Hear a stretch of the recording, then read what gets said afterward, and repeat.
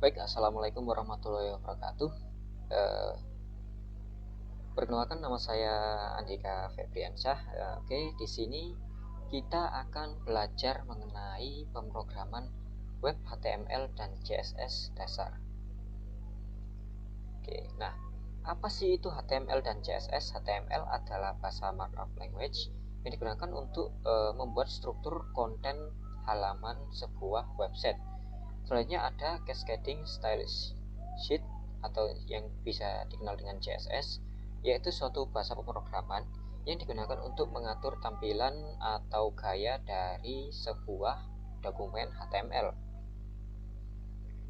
Oke, yaitu selanjutnya sejarah HTML dan CSS. HTML pertama kali diperkenalkan pada tahun 1990 oleh tim Berners-Lee di CERN, Institut Fisika Partikel Eropa. Sementara itu CSS pertama kali diusulkan oleh Hakon Wyoung Lee dan Bert Bos pada tahun 1994 sebagai solusi untuk memisahkan gaya dari struktur HTML.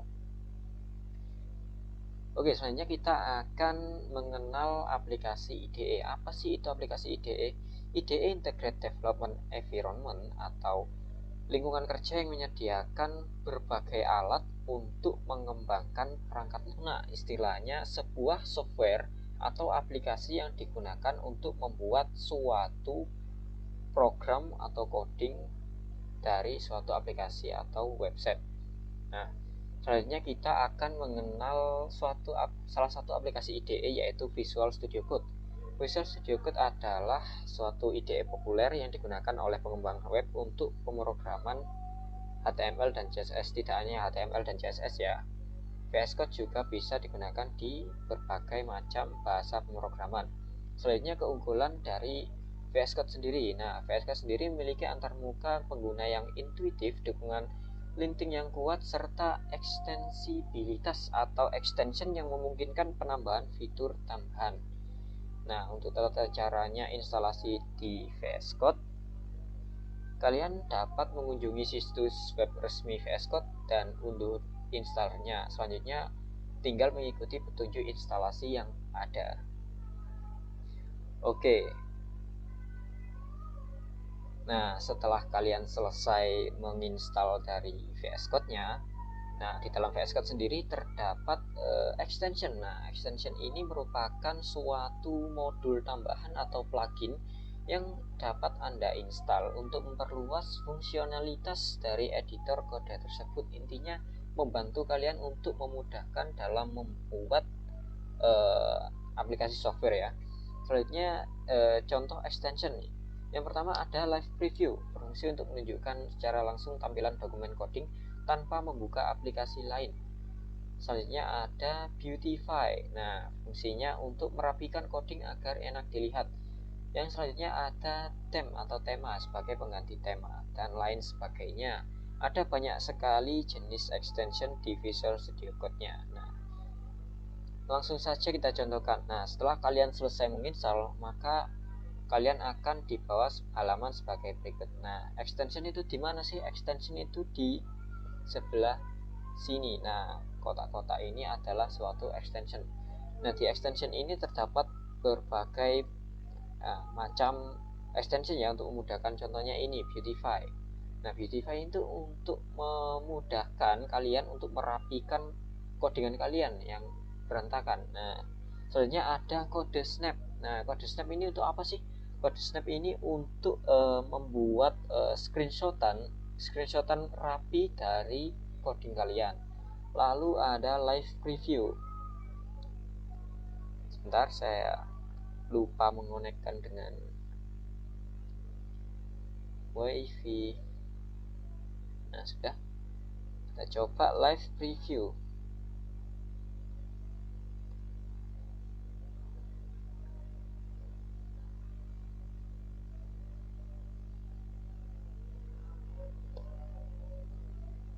Oke, sudah terhubung dengan internet. Nah, ini live preview. Nah, fungsinya apa sih live preview ini? Nah, fungsinya live preview ini untuk menampilkan live codingan kalian yang kalian edit. Nah, akan otomatis muncul di sebelah codingan kalian. Oke, lanjut ya. Oke, lanjut. Nah, kita akan mengenal struktur dasar dokumen HTML. Apa sih struktur dasar itu? Struktur dasar itu yaitu komponen dasar dalam membuat dokumen HTML. Yang pertama yaitu ada tag atau elemen. Nah, tag ini berfungsi sebagai memulai suatu elemen HTML. Berbagai tag juga memiliki bermacam-macam fungsi. Nah, contohnya di sini ada tag P yaitu paragraf. Di dalam semua tag yaitu ada tag awalan atau start, opening, dan tag akhir atau closing tag. Bedanya tag awal dan tag akhir, tag awal ini berada di awal dan memiliki kelas ya atau atribut di dalamnya, dapat memiliki atribut. Bisa memiliki, bisa tidak. Selanjutnya yaitu tag akhir. Nah, tag akhir ini kosongan. Jadi otomatis tag akhir ini tidak dapat dimasuki berbagai seperti atribut, value, dan lain-lain. Jadi tag akhir itu pure murni seperti itu. Nah, bedanya tag awal dan tag akhir itu adalah tag akhir ada garis miringnya. Selanjutnya ada atribut. Nah, atribut ini berletak di dalam tag awal, yaitu di dalam nah ini contohnya di dalam P, di dalam kurung ya, dalam kurung lancip. Nah, fungsinya yaitu memberikan informasi tambahan mengenai elemen, contohnya yaitu kelas. Selanjutnya ada value. Nah, value atau nilai dari berbagai macam atribut itu bermacam-macam.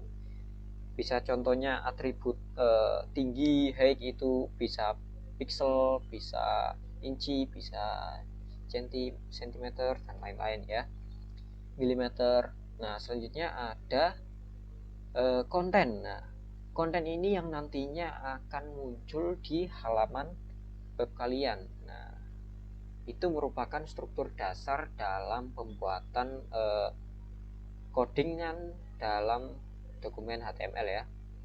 Selanjutnya kita akan mencoba membuat dokumen HTML baru. Nah, dalam membuat dokumen HTML Anda diharapkan atau disarankan membuat folder baru di local disk kalian, terserah, yang penting kalian bisa mengumpulkan ya satu dokumen nanti dalam satu folder. Nah, selanjutnya kalian akan membuka folder tersebut di halaman VS Code. Nah, langsung saja kita praktekkan. Oke, kita praktekkan. Nah, misal ini kalian baru membuka VS Code. Nah, kalian ingin membuka suatu folder, maka kalian pilih file, lalu pilih open folder. Nah, di sini kalian akan memilih folder mana yang kalian buat tadi. Misal saya akan pilih folder coding.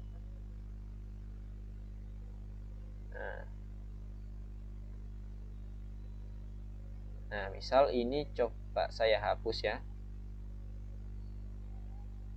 Nah, misal kalian sudah membuka folder coding ini, maka tampilan akan sebagai berikut. Nah, pertama-tama kalian bisa membuat satu dokumen baru dengan mengklik tombol ini. Nah, lalu kalian isikan namanya index.html. Nah, maka otomatis akan membuat dokumen HTML sebagai berikut. Nah, selanjutnya kita akan membuat dasaran dalam dokumen HTML ya, yaitu dengan mengetikkan HTML, maka akan muncul pilihan sebagai berikut. Nah, ada HTML, ada HTML5, dan ada HTML XML. Nah, kita akan menggunakan HTML yang kelima. Nah, setelah kalian pilih, maka otomatis muncul seperti ini. Ada bagan HTML, elemen HTML, ada head, ada elemen body. Nah, di dalam head ini menampung informasi mengenai dokumen HTML atau dokumen website kalian, seperti nama, konten, language, karakter, judul, dan lain-lain. Nah, di dalam body ini, nah inilah yang akan kalian gunakan sebagai penampil konten yang akan kalian buat di dalam body. Oke, kita lanjut. Nah, Berikut merupakan tag-tag atau elemen-elemen yang bisa kalian buat di dalam elemen body dalam HTML. Nah, di sini ada heading H1 sampai H6 berfungsi sebagai taulah judul. Selanjutnya ada paragraf, yaitu sebagai paragraf teks. Ada elemen penautan A, ini untuk penautan link ya. Lalu ada div, span, unordered list, ordered list. Nah, oke, kita langsung praktekkan saja.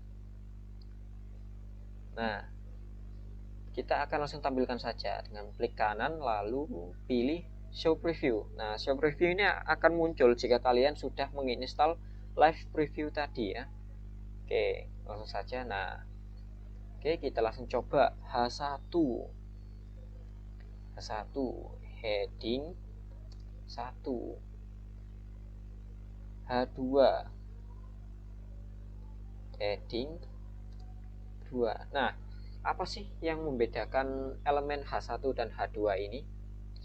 Nah, di elemen H1 sampai H6 yang membedakan yaitu ukurannya ya. Jadi semakin besar nilai dari H-nya, yaitu maka ukuran fontnya akan semakin kecil. Selanjutnya tadi ada apa? Yaitu ada paragraf. Nah, kalian paragraf P, kalian tinggal enter. Nah, seperti ini. Ini contoh paragraf. Nah, untuk paragraf sendiri memiliki jenis font yang normal seperti biasa. Nah, akan tampil sebagai berikut. Nah, selanjutnya ada apa tadi ya? Elemen penautan atau link A. Nah, untuk elemen penautan ini, nah, setelah kalian enter maka otomatis muncul atribut ref atau bisa disimpulkan ini fungsi atributnya yaitu menunjukkan alamat mana yang akan ditunjukkan apabila kalian menekan sebuah konten. Misal ya, misal ini kita coba teks gini aja. Nah, konten yang ada dalam elemen A ini akan berubah menjadi warna biru dan bisa kita tekan ya. Apabila kita tekan, ini akan menunjuk alamat yang ada di graf ini. Kita contohkan apa ya? Kita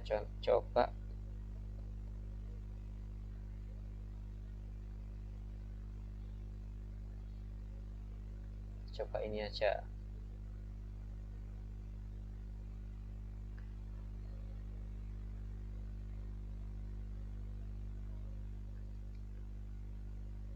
Nah, kita coba ini, kita copy, kita pastekan di dalam atribut ref. Nah, apabila kita klik, nah otomatis akan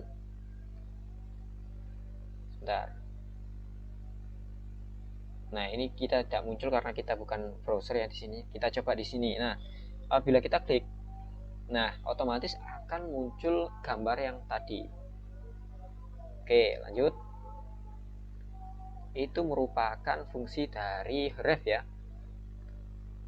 Kak, apakah href itu cuma link saja? Apa nggak bisa ke yang lain? Bisa. Contohnya yaitu ke dokumen HTML yang lain. Oke, kita coba ya. Kita coba buat baru, misal 1.html. Coba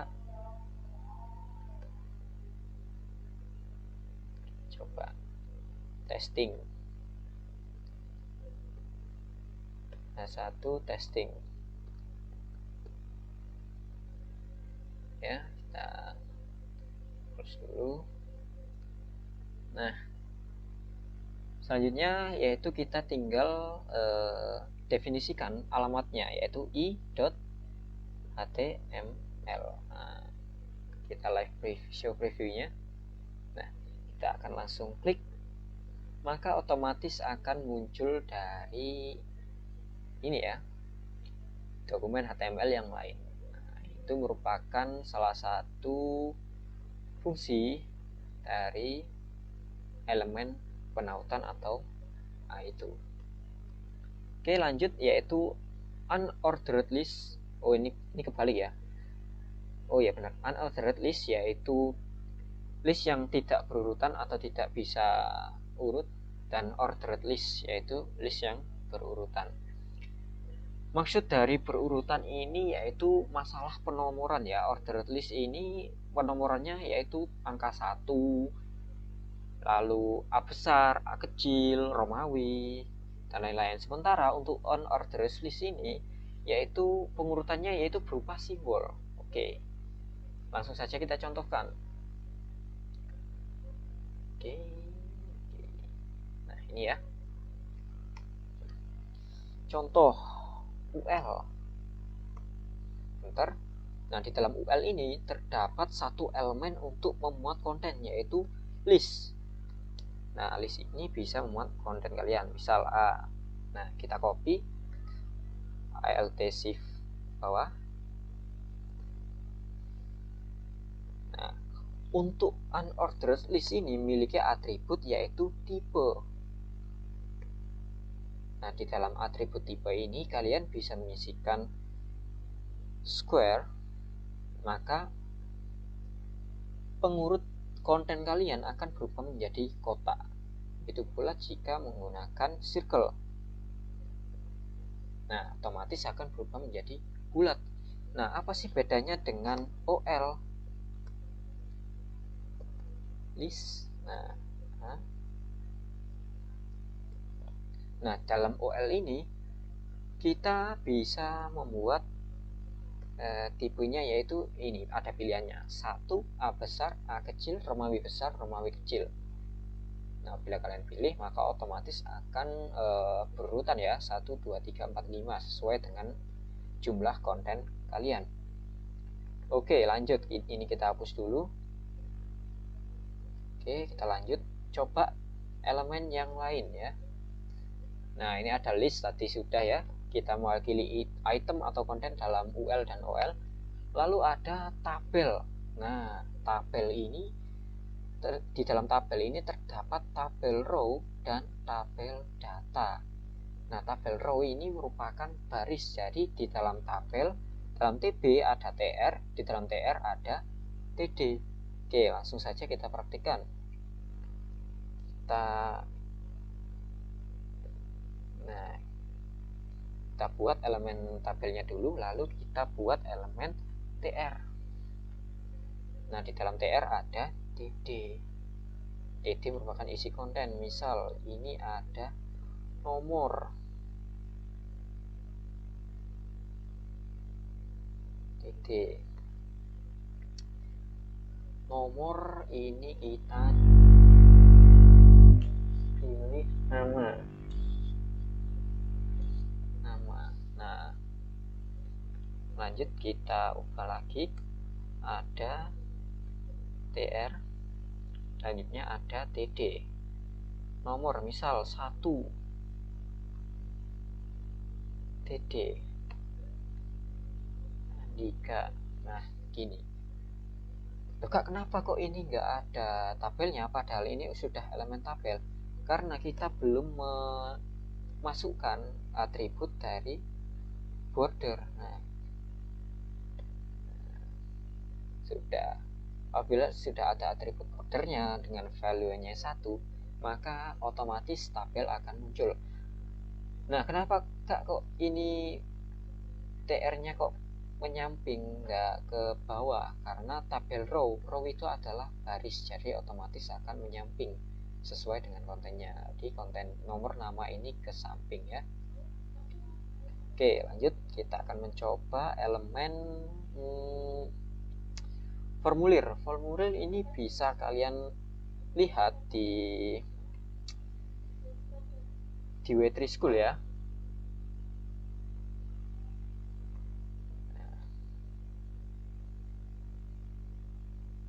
Nah, di elemen ini.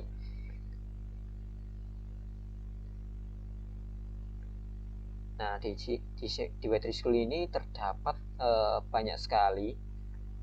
Nah, ini ada contohnya form. Nah, di Waitress ini terdapat berbagai macam berbagai macam tutorial ya, tutorial atau pembelajaran mengenai pemrograman dari HTML sampai dengan CSS. Nah, dalam HTML form ini terdapat input tipenya yaitu dari formnya sendiri. Jadi dalam form itu terdapat input. Nah, contohnya sebagai berikut. Form, ada elemen form, di dalamnya ada elemen label dan elemen input. Apabila kalian try it yourself, maka akan muncul sebagai berikut. Nah, ini contohnya. Oke, lanjut. Selanjutnya ada header dan footer. Nah, header footer ini mewakili bagian kepala dan footer ini memiliki bagian kaki. Jadi header ini selalu nempel ke atas dari dokumen HTML kalian, dan footer ini selalu berada di bagian bawah dari dokumen HTML kalian. Oke, ya, istilahnya berikutnya. Selanjutnya ada navigation atau navigasi. Nah, navigasi sendiri ini memiliki fungsi sebagai konten yang dapat digunakan untuk menjelajah dalam HTML kalian. Jadi nav ini sendiri tidak memiliki fungsi lain ya, sama seperti div, cuman di dalamnya terdapat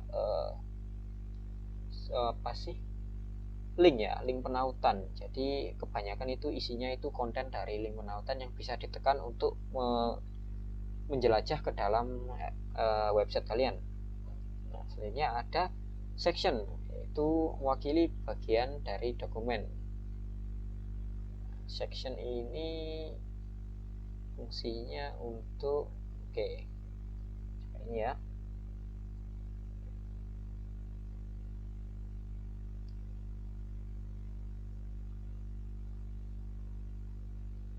Bentar, kita cari section.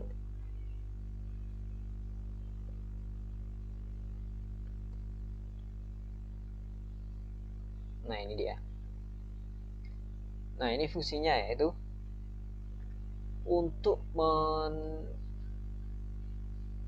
fungsinya itu seperti div, cuman bedanya itu untuk membuat lebih seperti artikel ya, section ini. Oke. Selanjutnya ada image. Nah, image ini fungsinya untuk menyisipkan gambar ke dalam dokumen. Kita bisa praktikkan langsung ya. IMG. Nah, IMG ini akan otomatis muncul atribut source src dan atribut alt atau nama apabila image kalian itu gagal muncul lah ya. Contohnya ini kita coba ya. Kita coba image-nya tadi ini ya. Kita coba C. Nah, kita coba search-nya ini. Nah, otomatis akan muncul gambarnya ya. Muncul gambarnya. Dan apa sih fungsi alt ini, Kak? Fungsi alt itu untuk deskripsi gambar kalian apabila suatu codingan gambar kalian itu tidak pasti ya, atau rusak. Nah, contohnya ini G-nya saya hapus, maka yang muncul yaitu alt-nya, nama dari image kalian. Nah, oke. Lanjut ya.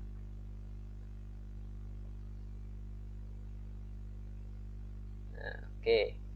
Selanjutnya ada CSS, yaitu Cascading Style Sheet. Nah, di CSS ini ada berbagai jenis ya. Yang pertama ada CSS inline, yaitu metode menyisipkan gaya langsung ke dalam elemen HTML menggunakan atribut style. Yang kedua ada CSS internal, metode menulis gaya dalam bagian style yang terletak dalam tab head pada halaman HTML. Yang terakhir yaitu eksternal, menulis HTML secara terpisah ya, jadi ada dokumen tersendiri CSS-nya. Oke. Yang pertama ada file CSS inline. Nah, ini contohnya. Di dalam suatu elemen yaitu terdapat atribut style dengan value colornya, ada font size, ada text align center yaitu posisi teks. Nah, Ini merupakan contoh dari CSS inline. Kelebihan dari CSS inline yaitu prioritas tinggi mengatasi aturan CSS lain, kecepatan implementasi tanpa file terpisah mempercepat pengembangan, yaitu spesifik untuk suatu elemen. Kekurangan tidak efisien untuk penggunaan berulang, pemeliharaan sulit, kode sulit dilacak atau diperbarui. Apabila kalian mengoding itu pasti file kalian itu banyak sekali ya. Jadi kalau menggunakan CSS inline ini apabila ada salahnya kalian susah untuk mencarinya. Nah, selanjutnya kesulitan responsif atau membaca kode. Nah, dalam pembuatan CSS inline ini terdapat beberapa masalah dalam pembacaan kode ya. Selanjutnya yang terakhir tidak mendukung pemisahan tugas. Nah, ini jadi tentunya tidak bisa mendukung untuk elemen span apabila ditambahkan span di dalam elemen paragraf tersebut. Nah, oke, lanjut ada CSS internal. Nah, contohnya itu sebagai berikut. Nah, ini ada style ya. Tadi kan style berada di dalam elemen P ya. Ya, di sini style itu menjadi suatu tag atau elemen. Nah, di dalam style ini terdapat atribut atau selektor. Nah, ini ada selektor body dengan isian di dalam di dalam semua body font family-nya yaitu Arial sans serif. Jadi semua fontnya itu berupa Arial dan sans serif. Selanjutnya ada elemen H1, selektor H1. Nah, jadi di dalam selektor H1 kontennya itu berwarna green sesuai dengan atributnya di sini. Dan di sini ada highlight. Nah, highlight ini apa? Highlight ini berupa kelas. Jadi kelas itu didefinisikan sebagai titik highlight dan didefinisikan backgroundnya yellow. Berarti di dalam kelas highlight ini backgroundnya yaitu kuning. Nah, kelebihannya prioritas menengah antara CSS inline dan eksternal memberikan kontrol yang baik. Selanjutnya, pemeliharaan mudah kode CSS bersama HTML mempermudah pemeliharaan. Yang ketiga, pemisahan struktur dan gaya tetap mendukung pemisah antar struktur dan gaya. Kekurangan, tidak dapat digunakan kembali, gaya tidak dapat dipakai kembali di halaman lain. Kode HTML lebih besar, menambahkan gaya di HTML dapat memperbesar ukuran file, kurang efisien untuk proyek besar. Nah, itu merupakan kelebihan dan kekurangan CSS internal.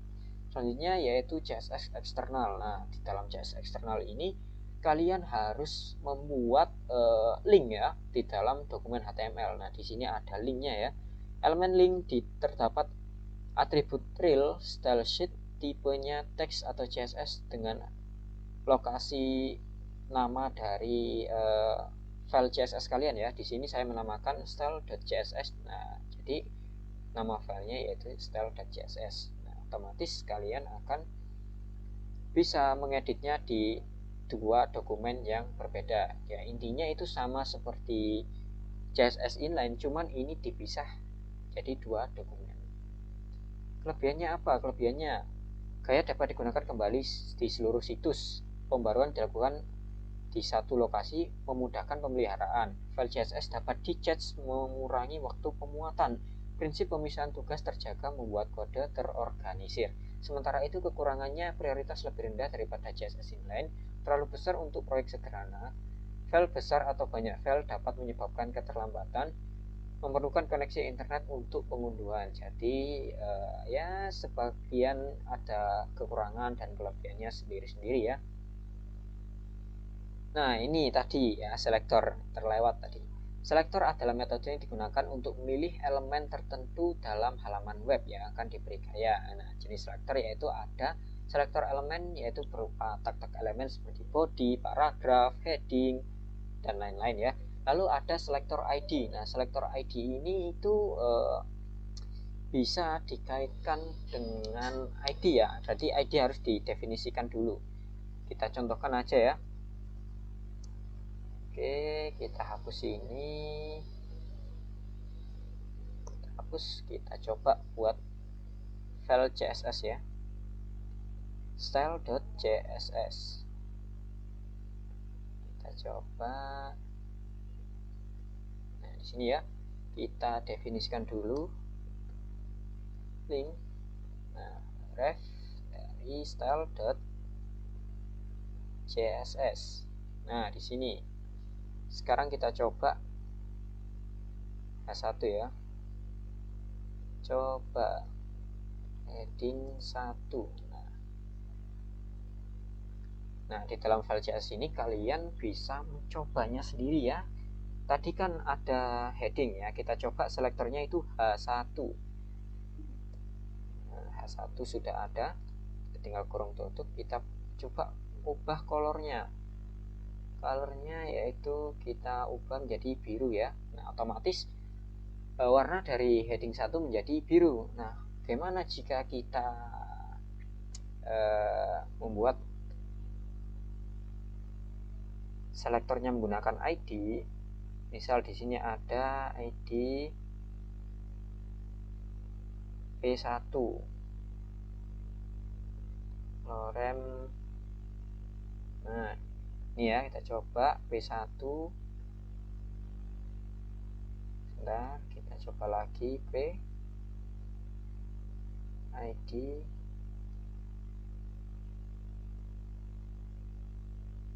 bentar. ID P2.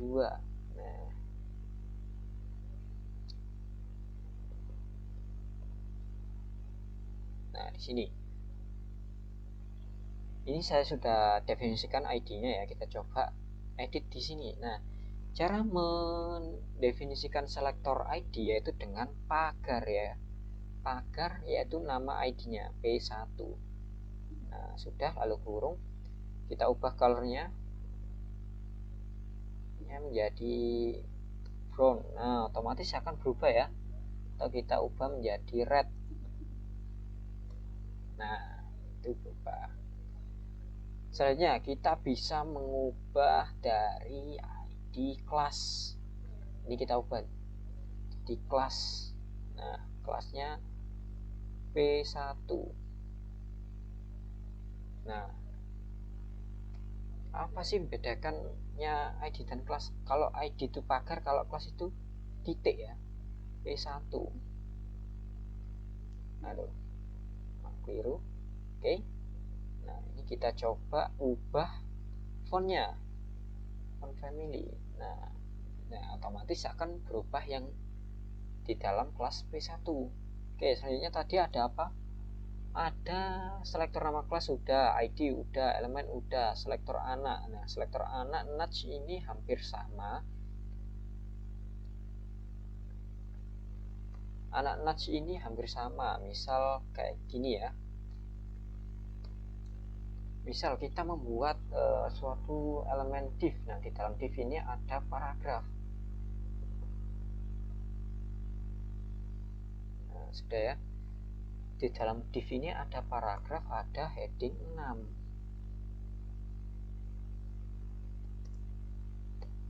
Nah, contohnya kayak gini. Nah, untuk mengedit anak atau anakan, kalian bisa mengalamatkan suatu sesuai dengan alamatnya. Misal di sini ada alamat P itu di dalam div. Nah, di dalam div. Oke ya, karena div ini cuma satu, berarti kita coba di dalam div. Berarti div elemen, lalu kalian spasi, lalu kalian P. Nah, sudah. Ini otomatis akan mengedit dari elemen P yang ada di dalam div. Oke, kita coba blue. Nah, otomatis berubah kan. Nah, itu pula dengan caca itu sama ya. Lalu selanjutnya yang terakhir ada selektor universal. Selektor universal itu gimana sih? Selektor universal itu yang keseluruhan. Jadi selektor secara keseluruhan. Contohnya di sini ada apa sih yang keseluruhan? Yaitu ada body. Nah, berarti sini tempelkan elemen body. Ini sudah menjadi selektor universal on family. Nah, ini berubah ya, kecuali yang sudah didefinisikan tadi font family-nya ini tidak berubah. Semua yang ada di body itu berubah fontnya. Ya, seperti itu. Oke. Nah, ini merupakan contoh atribut value CSS beserta fungsinya. Nanti kalian bisa belajar lebih banyak di dalam website W3 School ya, sesuai dengan pembelajaran masing-masing. Jadi silahkan membuat website sekreatif dan sebaik mungkin ya. Nah, oke, sekian dari pembelajaran pemrograman web HTML dan CSS dasar dari saya. Sekian, terima kasih.